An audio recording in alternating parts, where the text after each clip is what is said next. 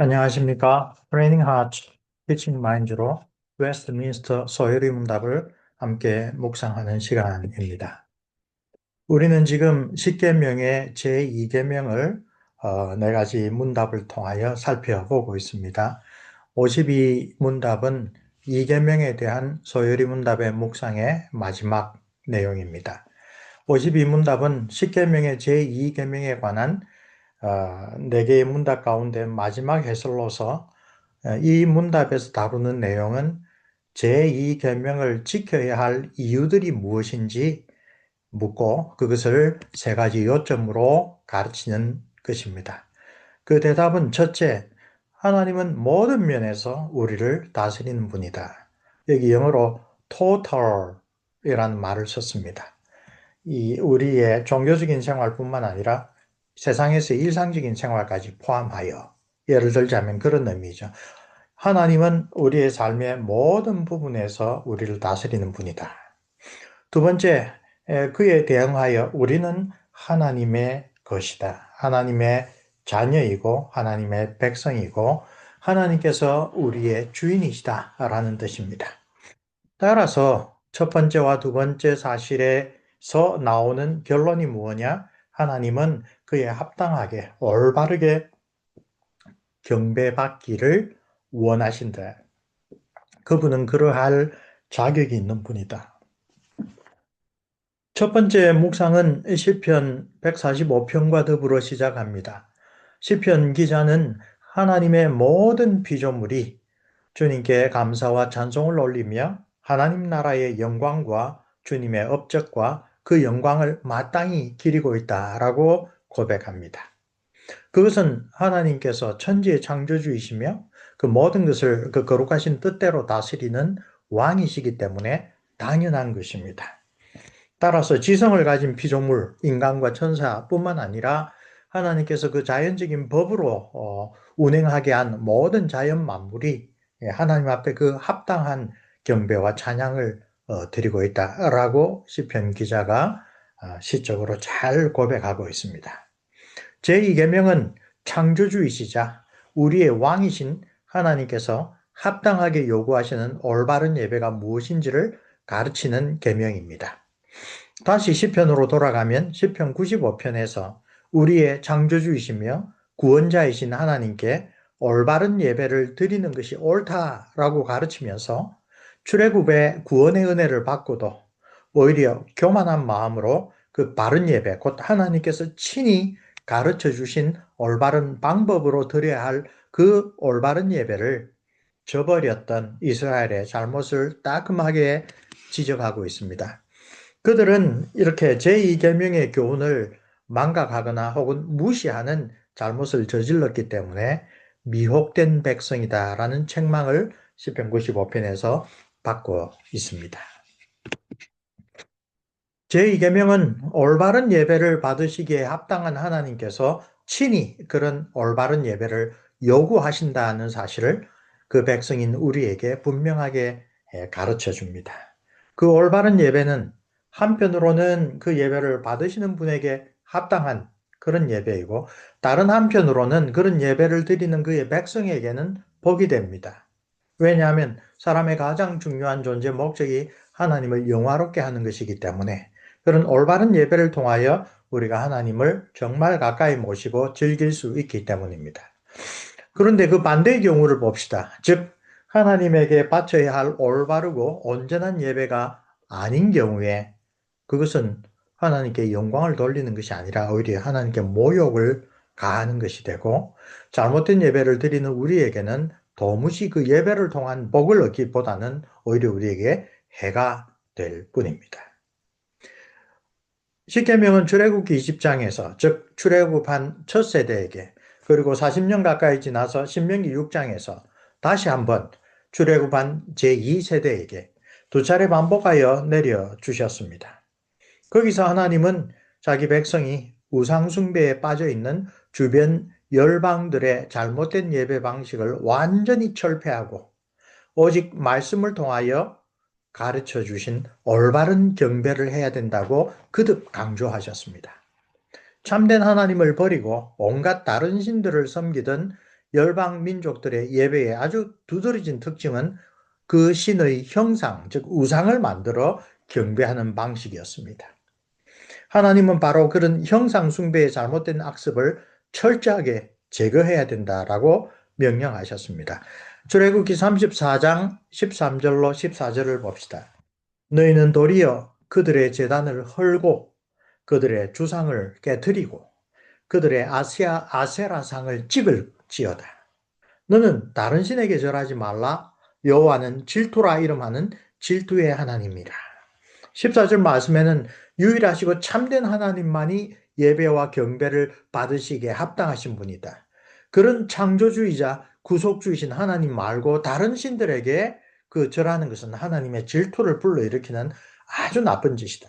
근데 그 다른 신에게 드리는 예배의 아주 대표적인 방법이 이렇게 형상을 통하여 하나님 창조주를 피조물의 그런 모습으로 만들어서 섬기는 것이라고 13절에서 이야기를 하고 있습니다. 십계명의 제1계명은 유일하게 참된 하나님만을 경배하라고 가르칩니다. 근데 곧이어 2계명은 그 하나님의 거룩하심과 위엄에 합당한 방식으로 예배하라고 가르칩니다. 이 제2계명의 중요성을 단적으로 보여주는 것은 그 계명, 2계명이 대단히 길죠. 그 긴 2계명 자체에 있는 경고의 말씀입니다. 그 말씀은 하나님을 사랑하여 그 계명을 지키는 자에게 대한 축복을 천대까지 강조하여 말을 하고 하나님을 미워하여 그 계명을 무시하는 자에 대한 저주의 메시지를 또한 이야기를 합니다. 3, 4대까지 이렇게 한다.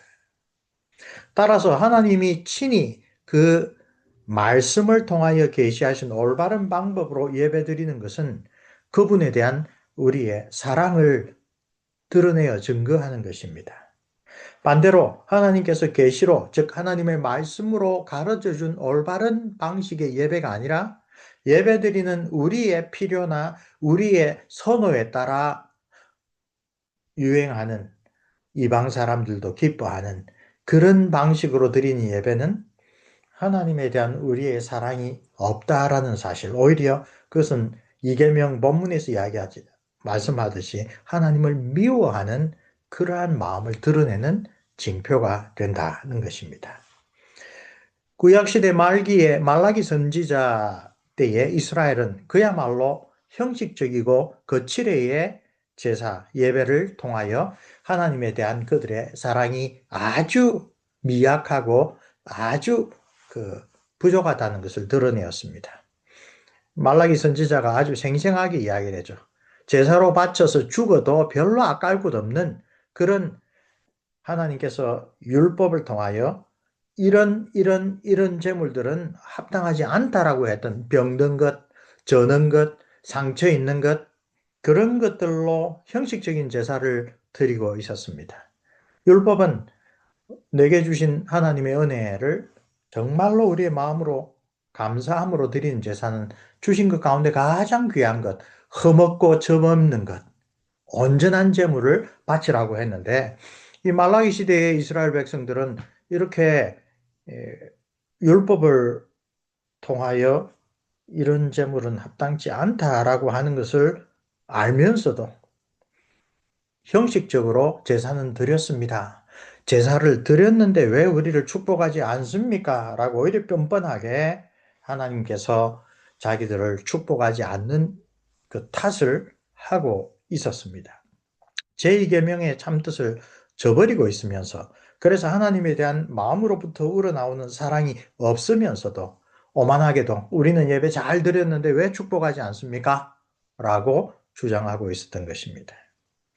예수님께서는 요한복음 14장 21절을 보면 아주 분명하게 예수님을 사랑합니다. 혹은 하나님을 사랑합니다. 라고 하는 것은 말로만, 입술로만 하는 것이 아니라 나를 사랑하는 자는 내 계명을 지키는 자다. 라고 분명하게 이야기를 합니다. 제2계명이 중요한 것을 이렇게 다시 한번 새겨주십니다. 하나님께서 기뻐 받으시는 올바른 예배는 하나님께서 친히 말씀을 통하여 가르쳐 주신 올바른 방법입니다. 그 방법대로 예배를 드리는 자는 하나님을 사랑하는 마음을 가지고 예배 앞에 나옵니다. 그러나 구약 시절에 여러 차례에 걸쳐서 사람들은 이 제2계명의 아주 중요한 교훈을 놓치고 있거나 혹은 노골적으로 무시하는 일들이 많았습니다. 제2계명이 약속하는 축복받은 자손들, 나를 사랑하고 내 계명을 지키는 자들은 천대까지 복을 받을 것이다라는 그 하나님의 아주 강조하시는 말씀. 우선 부모의 경건의 열매로 해석될 수 있습니다. 특히 여기서 가르치는 부모의 경건이라고 할 때 그 경건은 무엇입니까? 하나님이 그 말씀을 통하여 명하신 대로 가르쳐 주신 대로 올바르게 예배를 드리는 것과 직결되어 있습니다. 유일하고 참되신 하나님과 그분의 교훈에 따른 올바른 경배를 실천하는 부모를 통하여 그 자녀들 역시 언약적인 축복의 길에 서게 되는 것은 아주 자연스러운 결과라고 할 수 있습니다. 하나님께서는 모세를 통하여 그런 참된 경건의 열매가 다음 세대로 이어지는 축복을 거듭하여 확인해 주셨습니다. 신명기 5장 29절 말씀. 다만 그들이 항상 이 같은 마음을 품어 나를 경외하며 내 모든 명령을 지켜서 그들과 그 자손이 영원히 복받기를 원하노라. 오순절에 사도 베드로를 비롯한 주의 사도들이 예수 그리스도의 십자가와 부활의 소식을 전할 때에 성령께서 역사하셔서 형제들아 우리가 어찌할꼬라고 했을 때 회개하고 죄 사함을 주는 세례를 받으라. 그러면 성령을 선물로 주실 테니 그것은 너희와 너희 자녀들에게 라고 역시 언약적인 축복을 사도들도 분명하게 확인해 주는 것을 우리가 기억합니다. 그러므로 오늘날 우리의 예배를 한번 진지하게 돌아볼 필요가 있습니다. 이제 이 문답으로 이 계명에 관한 소요리 문답의 교훈을 마무리하면서 우리가 이 계명을 어떻게 우리에게 적용할까? 이 계명의 교훈을 어떻게 우리가 진지하게 우리의 삶과 연결시켜 볼까? 몇 가지 질문을 하는 것이 유익하리라 생각합니다. 첫째, 우리는 예배를 받으시는 하나님이 어떤 분인지 바르게 알고 있는가? 우리 생각으로 우리 소견에 옳은 대로 드려도 그냥 받으시는 그런 하나님인가? 아니면 이 계명에서 가르치듯이 하나님은 거룩하시고 완전하신 분이므로 그분이 원하시는 올바른 예배도 그분의 말씀에서 가르친 교훈을 따라야 된다라고 우린 정말로 진지하게 믿고 있는가? 두 번째, 주일의 공적인 예배를 포함하여 우리가 공적으로 혹은 사사롭게 드리는 모든 예배에서 그 참되고 유일하신 하나님의 뜻에 합당한 예배를 드리고 있다고 우리는 과연 확인할 수 있는가? 셋째, 혹시 오늘날의 예배가 그 예배를 받으시는 하나님이 아니라 예배를 드리는 우리 마음에 맞도록 변형된 이계명의 가르침에서 떨어져 나간 그런 측면들은 없는가? 네 번째로 제2계명에서 약속하신 그 언약적 축복들을 누리기 위해서 오늘 우리가 공적으로 교회에서 함께 드리는 예배 혹은 개인적인 경건 생활에서 함께 드리는 예배가 어떻게 달라져야 할 것인가? 이것은 하나님의 말씀을 우리의 거울로 삼아 성령께서 우리 각자에게 깨우쳐 주시는 그러한 교훈을 아주 진지하게 바라면서 기도하는 가운데 우리가 돌아보아야 할 그런 질문들입니다. 자, 이 계명에 부과된 것들 가운데 첫 번째 논증, 또 두 번째 논증, 그 세 번째 논증까지 우리가 계속 소개하고 있는 청교도 신학자 빈센트의 성경적인 증거 구절들을 살펴보겠습니다. 제2계명에 부과된 첫 번째 논증은 나 여호와라는 말에서 보여지는 바 하나님이 우리의 주권자가 되신다는 거다. 그 효력, 이 논증의 효력은 무엇인가? 첫 번째 논증의 효력은 하나님은 우리 위에 계신 위대한 주권적 왕이시며 자신이 예배 받으시기 위해 방법을 설정하시는 단독 유일하신 권위자이시라는 것이다. 우리는 그의 백성이기 때문에 그에게 충성을 다해야 하며 그의 율법과 규례를 지키며 하나님의 말씀에 지정된 방법 외에는 절대로 예배드리지 말아야 한다. 그래서 우리 살펴보면 시편 95편 증거 구절이 나오죠. 감사함으로 하나님 앞에 나아가며 시로 그를 향하여 절거이 부르자. 대저 야훼 하나님은 크신 하나님이시고 모든 신 위에 크신 왕이시로다. 제2계명을 지키라고 부과된 두 번째 내용은 뭔가? 너희 하나님 곧 나 여호와 너희 하나님에게서 보여진 바 하나님께서 우리의 주인이시다. 우리의 소유자가 되신다. 이 두 번째 논쟁의 효력은 우리는 주께 속해 있으므로 주님과 주님께서 명하신 것에 가까이 나아가야 하며 마음을 그에게서 멀어지게 하는 우상숭배와 미신을 특별히 조심해야 한다는 것이다. 시편 106편 19절 26 1절 그리고 앞서 이야기한 시편 95편 6절 7절을 증거 구절로 듭니다.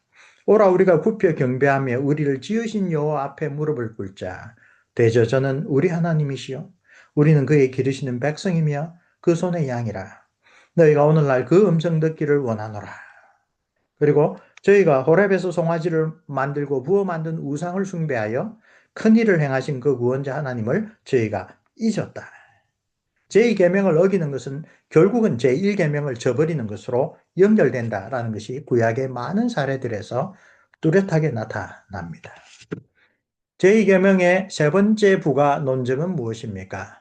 하나님께서 그 자신을 위한 예배에는 열심히 특심하심으로 그의 예배와 제도에 대한 사랑에서 기인된 질투심 역시 특심하시다.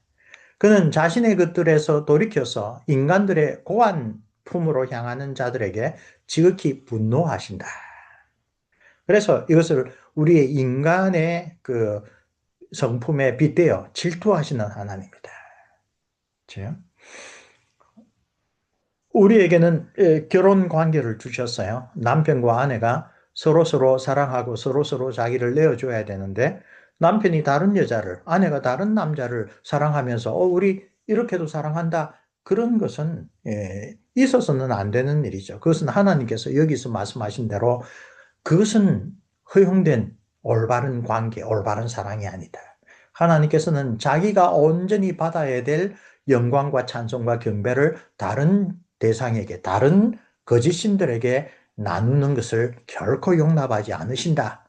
그 의미를 질투하는 하나님이다. 라는 말로 표현하고 있습니다. 그 하나님이 온전히 받으셔야 될 예배에 대한 열심과 질투심은 어디에 나타납니까?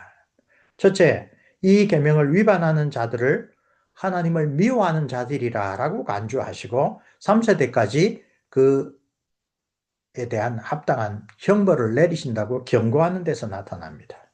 반대로 이 계명을 지키는 자는 하나님을 사랑하는 자들이라고 간주하시며 1000대까지 비교할 수 없는 풍성한 은혜를 베푸시겠다고 약속합니다.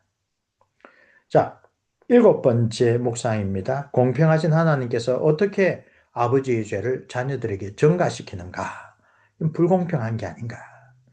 만일 자녀들이 그들 부모와 동일한 죄의 길로 걷지 않는다면 하나님은 그들 부모의 죄로 자녀들에게 벌하지 아니하신다. 이것이 특별히 에스겔서 18장을 보면 어떤 악한 사람이 아들을 낳았는데 그 아들이 아비의 행한 모든 죄를 보고 오히려 두려워하여 그를 본받지 않고 이런 경우에는 그 아비의 죄악으로 그 아들이 죽거나 벌을 받지 않고 정령 살 것이다. 연자죄가 자동적으로 그대로 적용되는 것이 아니다. 만일 하나님께서 아비들의 죄를 그들 자녀들에게서 찾으신다면 그것은 그 자녀들이 아비의 지었던 죄와 동일한 죄를 범했을 경우 이때는 아마 부모들의 잘못된 모본을 회개하고 반성하지 않고 그대로 답습하는 그런 경우가 되겠죠. 그래서 그들에게 벌을 내리시는 것이 결코 불공평하거나 정말 억울하게 죄를 전가하는 그런 처사가 아니다. 아주 분명하게 에스겔 선지자를 통하여 이렇게 이야기를 합니다. 너희는 이르기를 주의 길이 공평하지 않다 하는도다. 내 길이 어찌 공평하지 아니하냐? 너희 길이 공평하지 않은 것이 아니야. 그 하나님의 그 공의와 또 하나님의 공평하심을 아주 분명하게 선지자들이 증거하고 있습니다. 이제 제가 쓴 들이문답으로 배우는 장로교 신앙의 한 부분을 마지막으로 살펴보겠습니다. 질투하시는 하나님이라는 이 표현에 대한 설명입니다. 제2계명을 강조하기 위하여 부과된 이유 가운데 나 여호와 너희 하나님은 질투하는 하나님이라는 구절은 올바른 예배의 방법이 얼마나 중요한지 뚜렷하게 보여줍니다. 장로교회의 대요리 문답, 즉 웨스트민스터 대요리 문답은 그 내용을 이렇게 이해하고 해설합니다. 이것은 우리 위에 있는 하나님의 주권과 우리 안에 있는 순종을 나타낸다. 하나님은 자신의 예배에 대한 열심이 있으시며 우상 숭배자들을 영적으로 가늠하는 자로 여기셔서 보복하시는 분노를 나타내신다. 대요리 문답 백신 문답입니다. 올바른 예배는 하나님께서 주권적으로 명하신 것입니다. 하나님께서 자신이 계시하신 성경에서 가르치는 대로 우리가 예배 드리기를 원하십니다. 그의 백성된 우리는 마땅히 그 명령에 순종해야 합니다. 베레스 우사 사건의 우사뿐 아니라 나답과 아비후의 실수도 용납하지 않으시고 엄중하게 징계하신 까닭이 여기 있습니다. 나는 나를 가까이 하는 자 중에서 내 거룩함을 나타내겠고 온 백성 앞에서 내 영광을 나타내리라. 그 선언하신 말씀대로 하나님은 온전한 예배를 원하시는 거룩하신 분이기 때문입니다. 그러므로 질투하시는 하나님이라는 강한 표현으로 자신을 계시하신 하나님에게 나아가는 우리의 자세를 심중하게 돌아보지 않을 수 없습니다.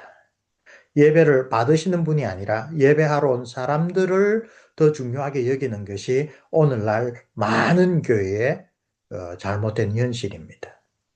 인간의 이성은 끊임없이 우상을 만들어내는 공장이다 라고 칼빈 선생이 경고하셨는데 그러한 잘못된 자리에 빠져들지 않으려면 이 계명의 교훈을 우리가 아주 깊이 마음에 새길 필요가 있습니다. 이 계명과 관련하여 그래서 우리가 묵상과 기도를 마지막으로 덧붙입니다. 첫 번째, 올바른 예배를 회복하게 해 주옵소서. 성경적이고 하나님 중심적이고 그리스도에 초점을 둔 예배는 경배를 북돋우기 위한 유희가 아니라 우리 마음을 즐겁게 하는 것이 아니라 말씀과 성례, 우리에게 주신 은혜의 수단들을 중요하게 여깁니다. 자, 돌아봅시다. 우리 교회는 하나님께 바른 예배를 드리는 일을 중요하게 여기고 있습니까? 아니면 예배 드리는 우리 자신에게 더 많은 관심을 기울이고 있습니까? 우리는 하나님께서 친히 은혜의 수단들로 정하신 성례를 올바르게 거행하고 잘 활용하고 있습니까? 아니면 1년에 한 서너 차례 습관적으로 행하는 정말 거기에 담겨있는 그 하나님의 놀라운 은혜와 사랑에 대해서는 잘 알지 못한 채로 행하고 있는 그래서 값싼 은혜의 수단으로 전락한 것은 아닙니까? 첫 번째 기도의 제목은 올바른 예배를 회복하게 해 주옵소서라는 겁니다. 둘째로는 우리 자신의 잘못된 행실을 깨닫지 못하고 헛된 안도감에 빠져있게 하지 마소서라고 하는 그러한 내용입니다. 오늘날 많은 사람들이 교회에 출석한다는 사실만으로 너무 쉽게 안도감을 느낍니다. 옛사람을 벗어버리고 새 사람으로 사는 참된 경건의 실천이 없으면 그런 안도감은 헛된 것이고 우리 자신을 속이는 것입니다. 올바른 예배를 통하여 살아계신 하나님, 거룩하신 주님을 만나고 그분 앞에서 참여하는 삶을 정말 살아가고 있습니까? 내가 하나님의 자녀라는 사실을 성경적 근거 위에서 나는 확신하고 있습니까? 마틴 루터 선생의 유명한 95개 논박의 첫 번째가 바로 이것입니다. 예수 그리스도께서 회개하라고 말씀하셨을 때 그것은 그리스도인의 일평생이 참여하는 삶이 되어야 한다라고 명하신 것입니다. 올바른 예배는 하나님이 얼마나 거룩하신지를 올바르게 우리에게 일깨워 줍니다. 그 앞에 우리의 부족함을 끊임없이 깨닫고 벗어야 될 옛사람을 끊임없이 벗고 그리스도를 닮아가는 새 사람으로 계속 변화되는 그것이 바로 그리스도인이 일평생 살아가야 될 생명에 이르는 회개, repentance unto life. 바로 그것입니다. 세 번째 기도 제목은 하나님께 나아가는 유일한 길을 바르게 알고 굳게 붙잡게 해 주옵소서입니다. 나는 유일하신 중보자 예수 그리스도의 이름으로 오직 그분의 말씀으로 하나님 앞에 바르게 나아가려고 노력하고 있습니까? 무엇보다도 우리는 하나님의 말씀을 우리의 삶을 올바른 산제사로 드리기 위하여 계속 묵상하며 하나님의 뜻을 더욱더 깊고 올바르고 온전하게 배워가고 있습니까? 반대로 우리 교회가 새롭게 도입하는 예전이나 경건의 방법이 알게 모르게 우리는 아주 즐겁고 기쁘고 그러한데 어느덧 유일하신 중보자 예수 그리스도는 점점 더 희미해지는 그런 잘못된 방법은 아닙니까? 네 번째 기도 제목은 오직 성경으로서라는 바른 기초로 돌아가게 해 주옵소서. 이 계명의 아주 핵심 교훈 중에 하나입니다. 개인적인 신앙생활에서 또한 우리 교회 예배에서 하나님께서 정해주신 은혜의 수단들을 소중히 여기는 올바른 전통을 회복할 수 있도록 함께 간구합시다. 특별히 말씀의 종들이 그 자신의 고유한 의무, 말씀 봉사와 기도에 전념할 수 있도록 주님께서 그 말씀의 종들의 마음을 고쳐주시고 격려해 주시고 강하게 해 주시기를 우리가 중보 기도합시다. 다섯 번째이자 마지막 묵상 기도는 하나님에 대한 내 자신의 견해를 항상 그보다 더 중요하고 올바른 성경의 가르침을 따라 계속 바로잡을 수 있게 해 주옵소서. 내가 여전히 가지고 있는 성경에 근거하지 않은 하나님에 대한 우리의 생각은 혹시 무엇입니까? 그런 것들을 말씀과 성령으로 벗어버리게 해 주옵소서. 그건 잘못된 우상 숭배로 빠지게 하는 겁니다. 내가 어렵게 여기는 그런 문제들에서 성경과 성령으로 나를 올바른 길로 인도하시는 그 하나님의 뜻을 늘 바르게 깨우쳐 주옵소서. 이러한 기도들을 통하여 이 계명의 교훈을 오늘 우리가 새롭게 우리의 삶에 적용하는 그러한 복된 그리스도인이 되도록 우리 모두가 하나님 앞에 그런 마음으로 나아가도록 인도해 주시기를 바랍니다. 수고들 하셨습니다.